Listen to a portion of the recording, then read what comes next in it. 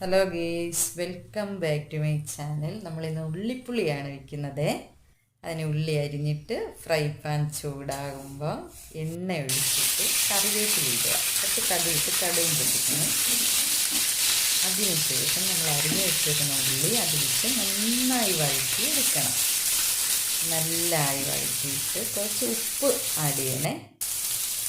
അന്നേരം ഇത് പെട്ടെന്ന് ബ്രൗണിഷ് കളറാകും.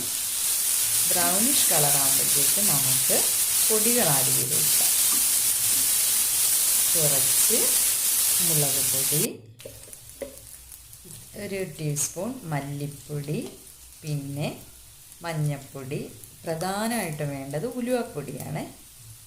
ഉലുവാപ്പൊടി ഇട്ടിട്ട് നന്നായിട്ട് പൊടികളുടെ എല്ലാ പച്ചമണം മാറുന്ന വരെ നമുക്കൊന്ന് വഴറ്റിയെടുക്കാം. വഴറ്റിയെടുത്തതിന് ശേഷം നമുക്ക് പ്രധാനമായിട്ട് പുളിവെള്ളം ഒഴിക്കണം. പുളിവെള്ളം ഒഴിച്ച് ഒന്ന് തിളച്ച് കഴിയുമ്പോൾ